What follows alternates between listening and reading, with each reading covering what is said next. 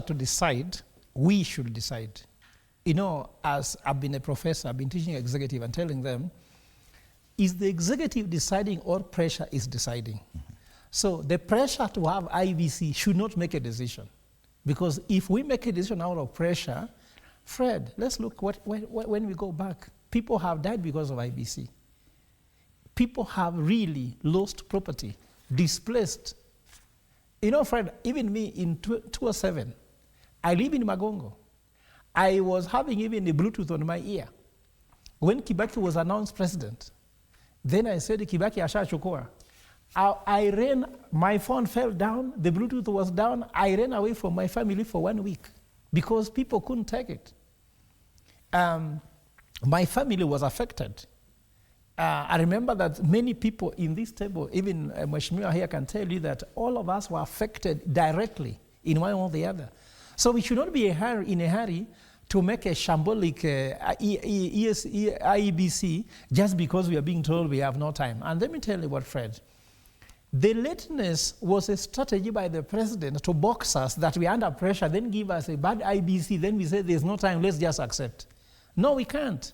Let's be patient like Moses. When Moses was given a woman he didn't want, he said, okay, I will graze your cows again for 15 years to get the woman I wanted. Let us be patient. Patient pays, Fred. That was Jacob. It's Jacob, sorry. But the Bible is complicated. So what I'm trying to say is that let us just wait and be patient, because it is not, we are not under pressure to do the wrong thing. Yet there are processes that the IBC ideally should engage in as soon as possible. Voter registration, by-elections, and the possibility of delimitation of boundaries. No, Fred, let's be honest. If the wrong IBC is in place, even the boundaries won't work. Even voter registration will not work. We are now getting an IBC which is already, do you know, Fred, we have evidence that the IBC, the IBC was, even there are some voters being registered when there was no commissioners in place, and they're supposed to rubber stamp. That's why the interest is so high. And let me just belabor my point, why I'm trying to say this. The president caused this when he became president. Immediately, he ensured there's no IBC. And people have been clamoring for it. Where was there no hurry in Magarini where they need an MP?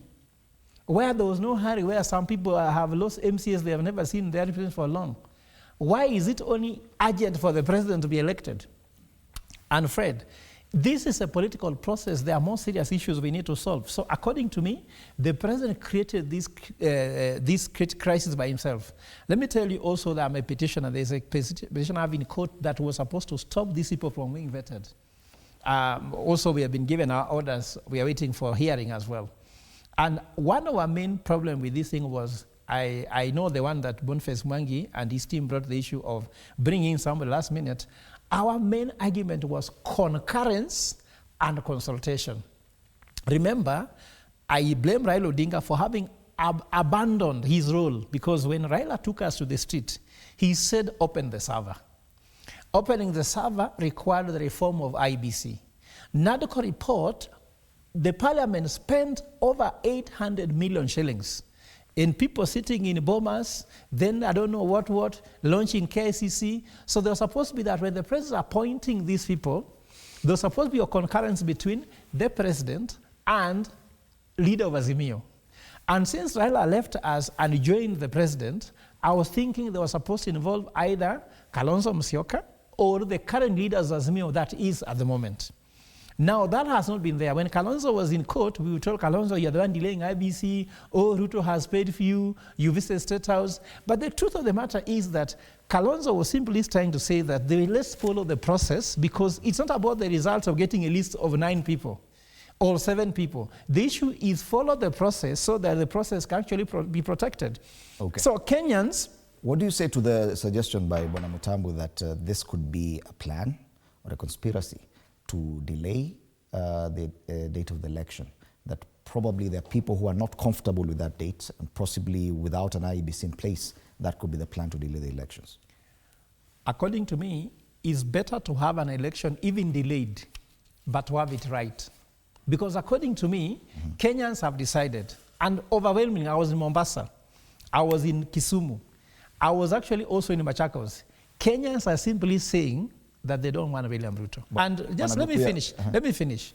And I can tell you, even if William Ruto thinks by manipulating IEBC, he might get elected, actually they might declare him president, and he might not sit in State House, because during the time when elections are cast, after the first election is cast, the president enters temporary incumbency.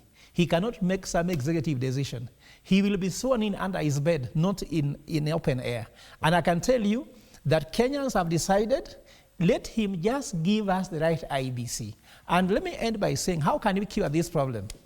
And systematically, the president should not be the one directly appointing these commissioners. Like, see, EACC, he appoints them. Policeman, he appoints them.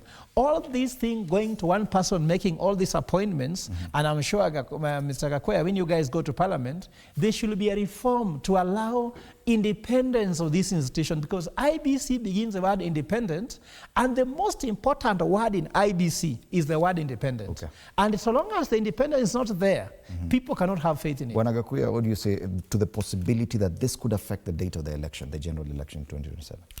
One